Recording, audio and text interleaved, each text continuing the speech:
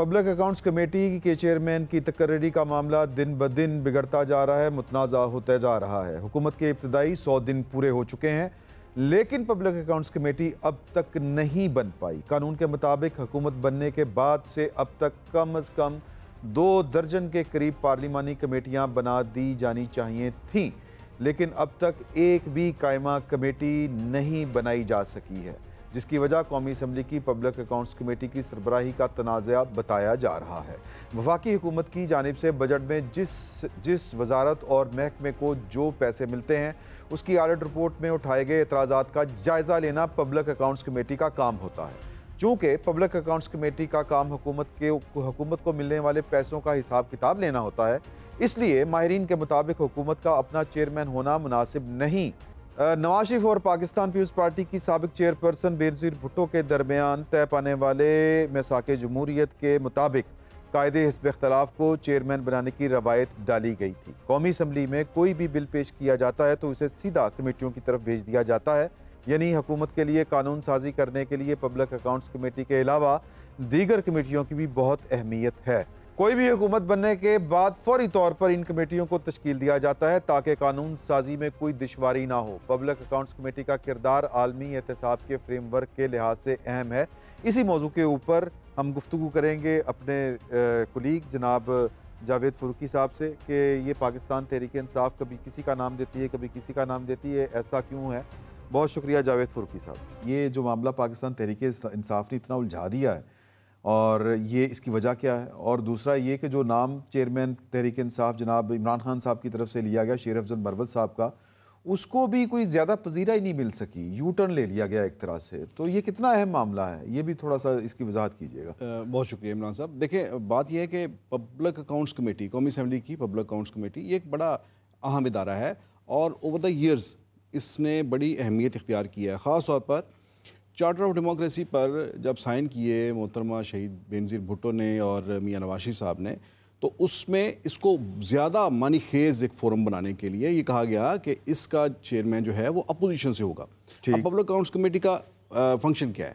Public accounts committee کا function یہ ہے کہ اس نے حکومت نے جو گزشتہ سالوں کے اندر جو اخراجات کیے ہوتے ہیں ان کے حوالے سے جو آڈیٹر جنرل کی جو رپورٹس ہوتی ہیں وہ اس میں پیش کی جاتی ہیں۔ صحیح۔ فائنل اس کو یہاں پر سیٹل کیا جاتا ہے، اس کے اندر جو آڈٹ پیراز ہوتے ہیں ان کو دیکھا جاتا ہے، اس کا جائزہ لیا جاتا ہے، کون سے محکمے کے اندر کیا کوئی مالی بے ضابطگی ہے، کرپشن ہے، یا جسے آپ کہہ رہے ہیں کہ بے قاعدگی ہے۔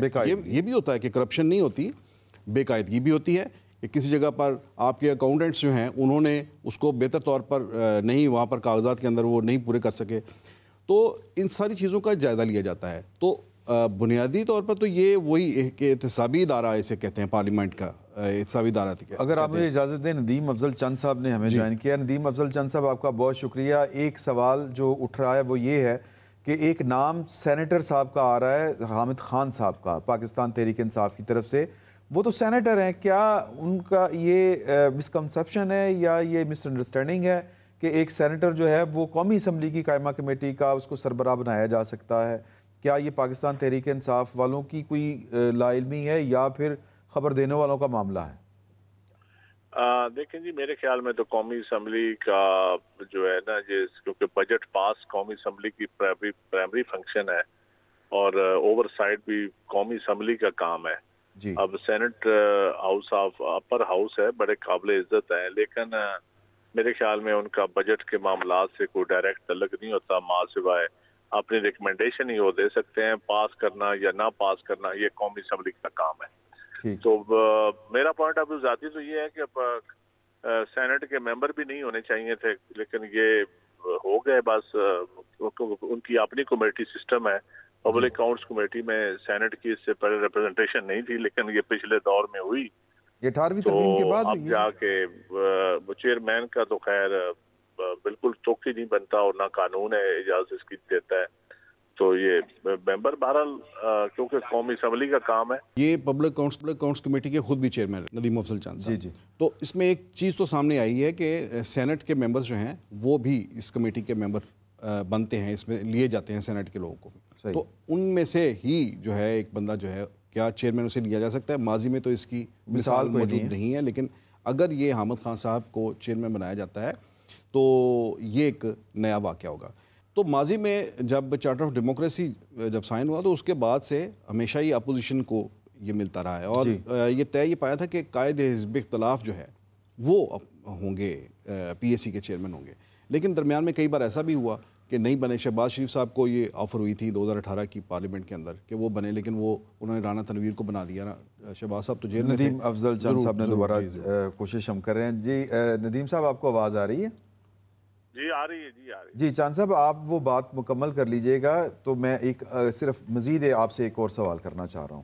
جی بس میرے یہی پوائنٹ آف ویو ہے کہ اس کا میرے خیال میں قومی اسمبلی کی چیئرمین اور جس کے رولز اجازت تو نہیں دیتے, لیکن کیونکہ ممبر انہوں نے پچھلے دور میں بنا رہی ہیں اور گورنمنٹ نے اجازت دے دی ہے.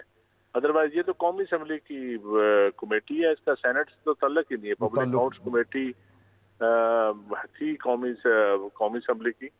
تو اب میرے خیال میں آگے پتہ نہیں گورنمنٹ کی مرضی ہے. بہرحال میرے خیال میں تو چیئرمین قومی اسمبلی سے ہی ہونا چاہیے.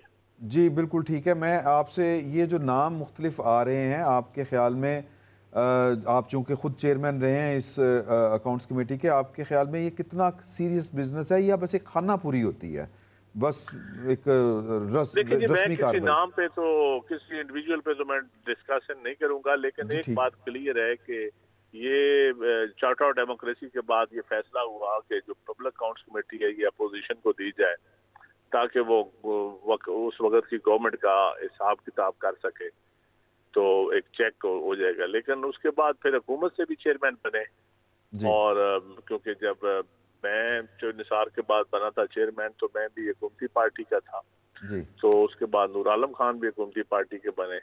لیکن ایک روایت رہی ہے یہ اپوزیشن کو دینے کی, لیڈر آف دی اپوزیشن کو, تو آگے لیڈر آف دی اپوزیشن کسی اور کو دے دے.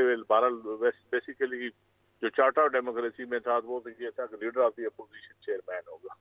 تو صاحب یہ خبر بھی دیتے جائیں کوئی کہ اگر آپ مہربانی کریں, یہ کیا نور عالم خان کا کوئی امکان ہے ان کے بننے کا؟